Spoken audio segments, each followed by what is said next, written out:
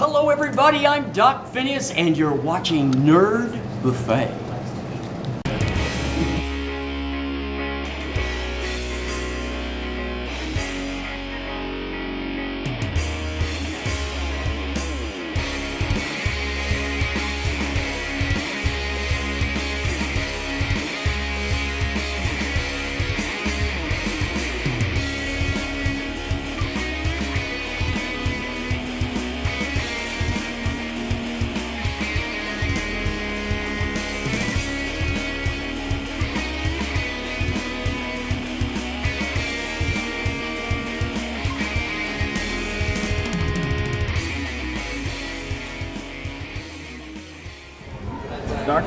Doctor, where are we? We're here at the 3rd annual Big River Steampunk Festival in Hannibal, Missouri. Historic Hannibal, Missouri. Historic? Yeah, historic. It's not historic yet because we went back in time to when it was history in the making. All right. So, I was wondering, I didn't know. Soon to be historic. I guess I've never seen Doctor Who enough to... Oh, you haven't seen Doctor Who at all? It travels through space and time. But only time in this case. Fantastic. So we're here. We got a bunch of stuff. There's a bunch of timey-wimey, hippity-hoppity stuff going on. So we're gonna check it out. Woohoo! On the first day, they had vendors out everywhere. We kind of just like walked around a lot. I mean, it was a lot of fun. Don't get me wrong. They sold things. They had clothes and teas, and someone was selling salsa. I didn't understand that, but yeah. I didn't buy anything out of any of these vendors. Did you buy any of this stuff? I bought some tea. I like to drink some tea, and they had some like specialty teas. So I bought some Specialty teas. Yes. They have dogs. Pooch. They had plenty of stuff to buy. A lot of the stuff they had was like more clothing for steampunk, and personally, I'm only going to go steampunking once a year. Yeah, and they had a lot of jewelry and stuff. That guy there is selling beard oil. Oh, beard oil. I find this bad for my business if you stop breathing and you fall over in front of my store. Nobody wants to buy anything else. If you get this, you go over there. Right? Yeah, no, I have to drag you to like one of the pubs, make it look like an accident. One of the cool things about the vendors was a lot of them put on characters to try to sell there, whereas this guy was the most elaborate, the most... Yeah, his accent was fake, because like, we said all day, we're like, that guy's accent was fake. That couldn't have been real, could it? And then we walked by him again, and he was talking like you or I with his friends, like laughing. I'm like, fake, lies. Really good. Don't be afraid to go against the grain a little, because it's going to get to the base of the hair, to the skin underneath. Within 60 seconds, you will notice a difference very quickly. Change your bearded life. By all means, these are testers, please. And you guys are welcome as well. Off with their head!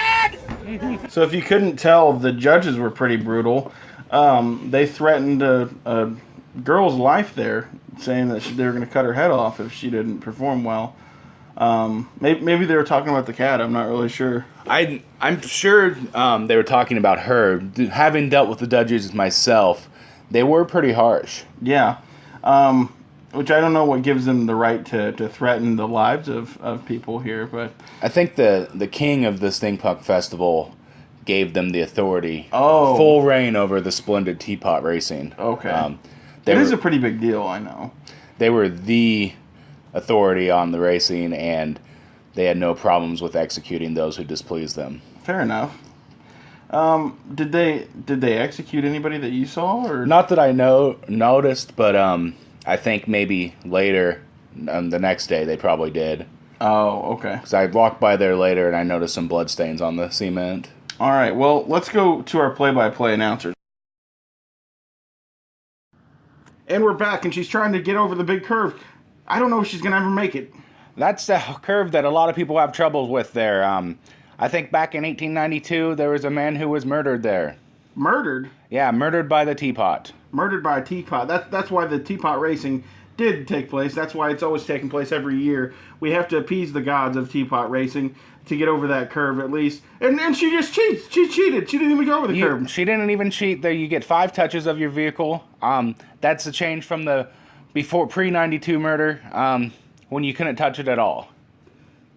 There's so many things I need to learn about this sport before I do commentating. Oh, she went off the curb. Oh no, that looks like a little off-road racing there, but Is there any big story behind that ramp or this tunnel? this tunnel is, oh God, no, she hit the tunnel.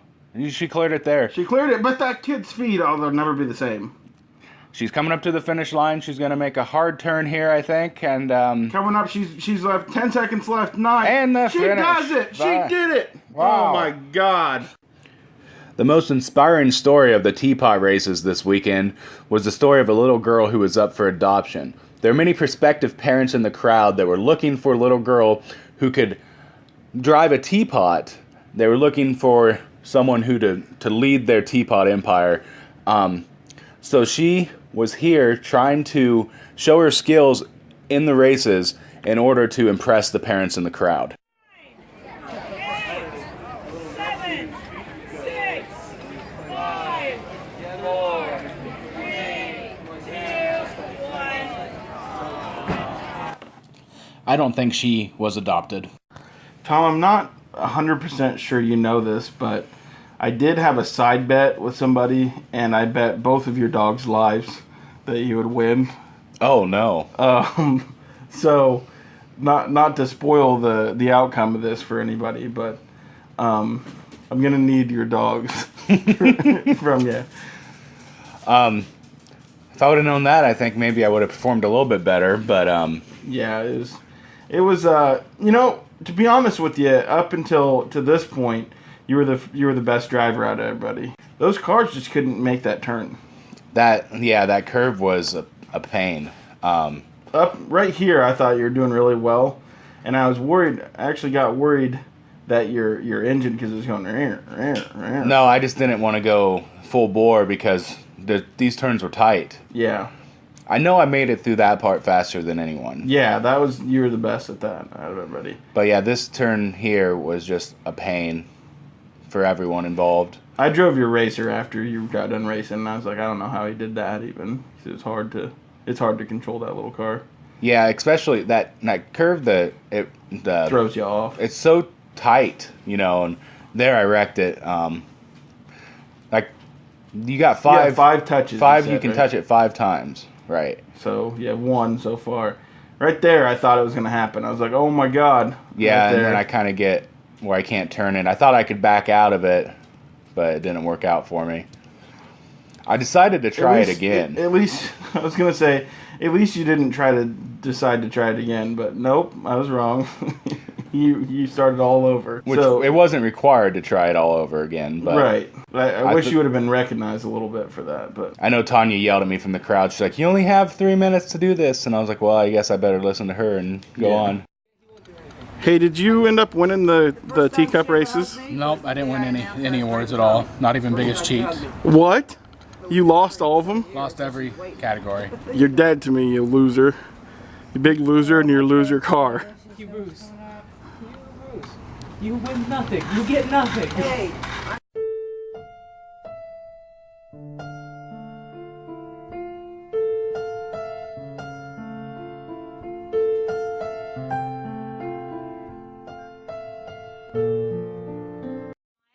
Following this red line and hitting all of these key points. The only point we will not be hitting today is number 18. It is Straddle Alley. It's pretty hard to get to and it is dangerous, so we will not be going there today. There are 4 different entrances to our cave. There is the 1886 John East entrance, which can be seen from the parking lot. There is the inclement weather entrance, which we would use if it was raining or snowing, but we will also be exiting from today. Then we have our discovery entrance. It was discovered in 1819 by Jack Sims. He was chasing his dogs who were thought to be chasing a cougar. They went inside thinking it was a small den, but then found our very large cave. And then we have our 1890. Sadly, the crappy Disney movies always take precedence in my head over when I actually read a book. Because no reading in the movies. Right, it's better that way.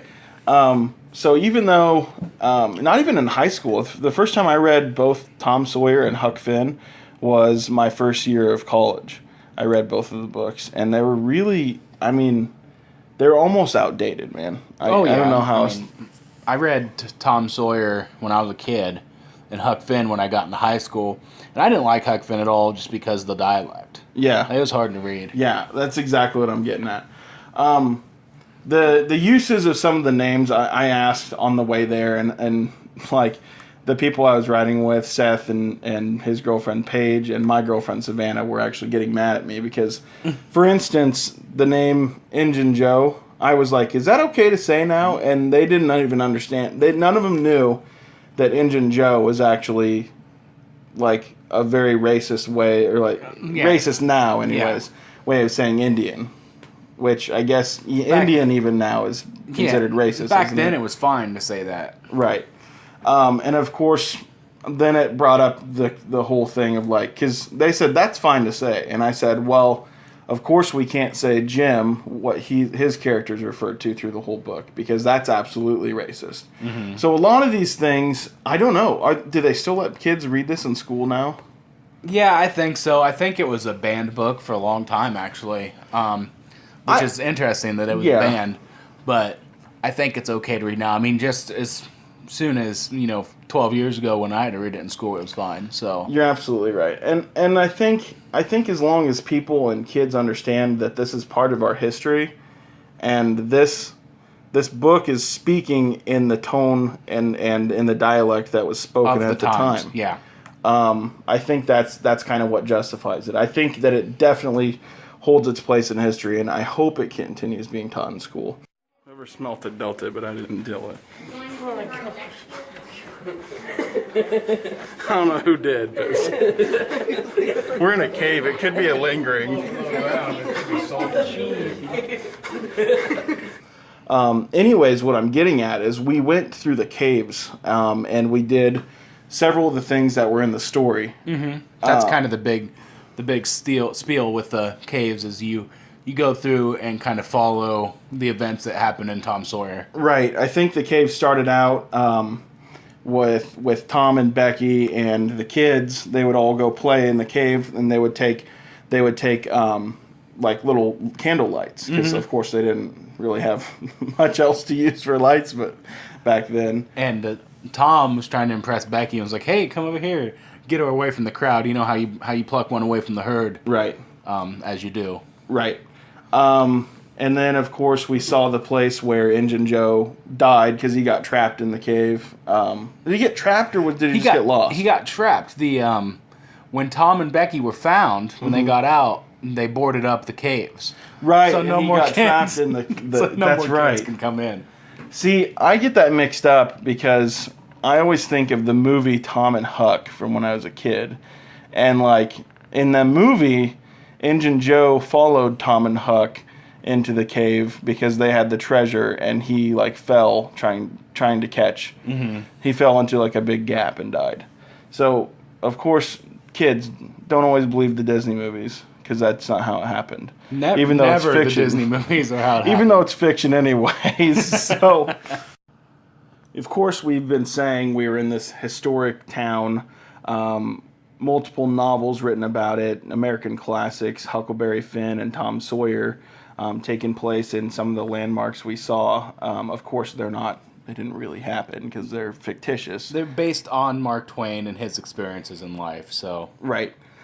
But out of all these things, of course, it wasn't even something that we saw that was my favorite part of the whole weekend.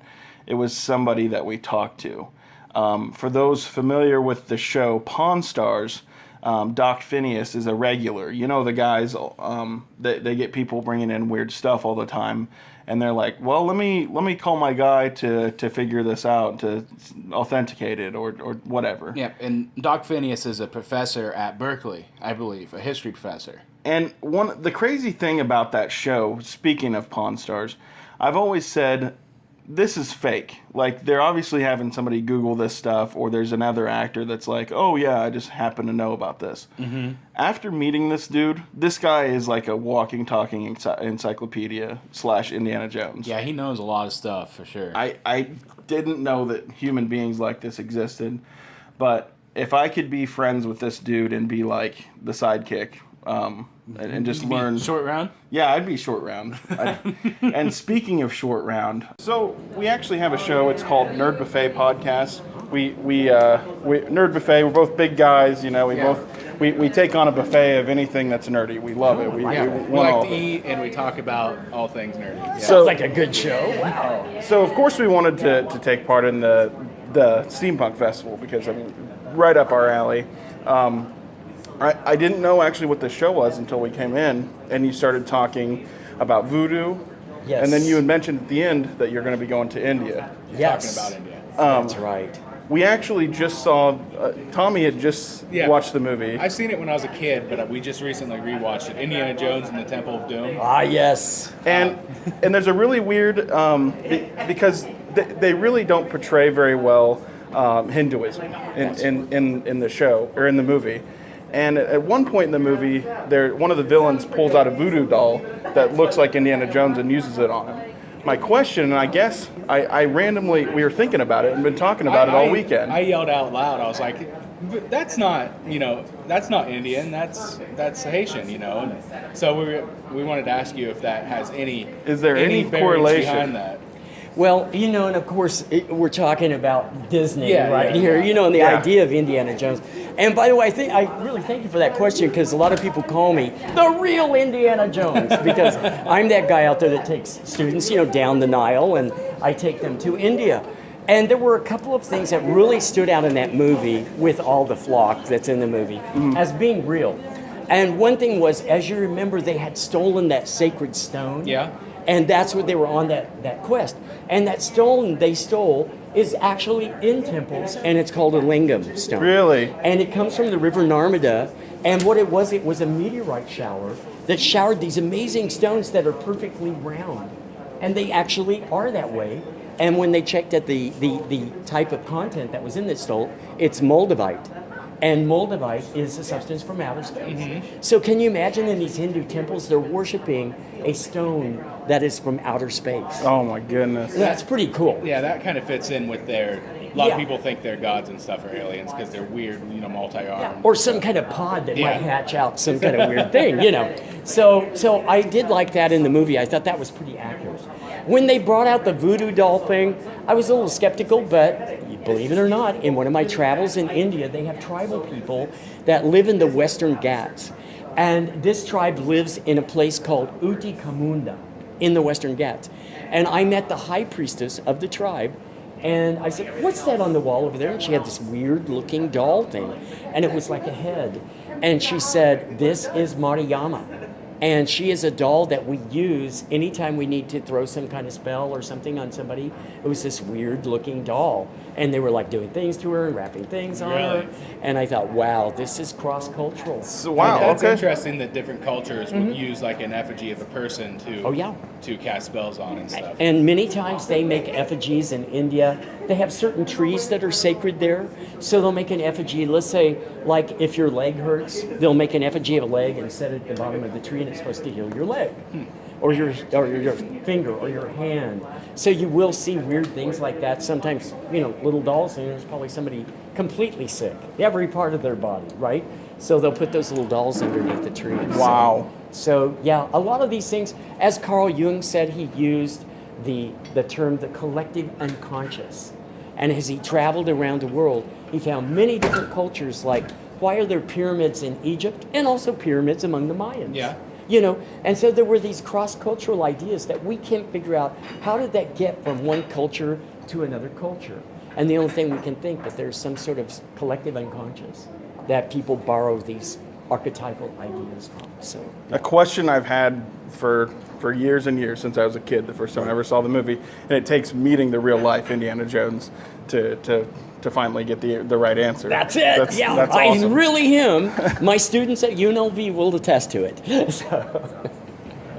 But thank you for your question. That was Thank very you cool, so much guys. for your time. I And great appreciate to it. be on your show. And hello, everybody out there.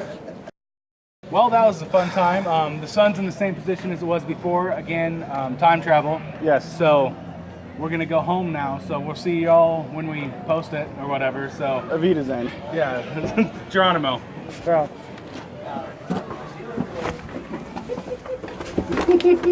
Hey, I know you people.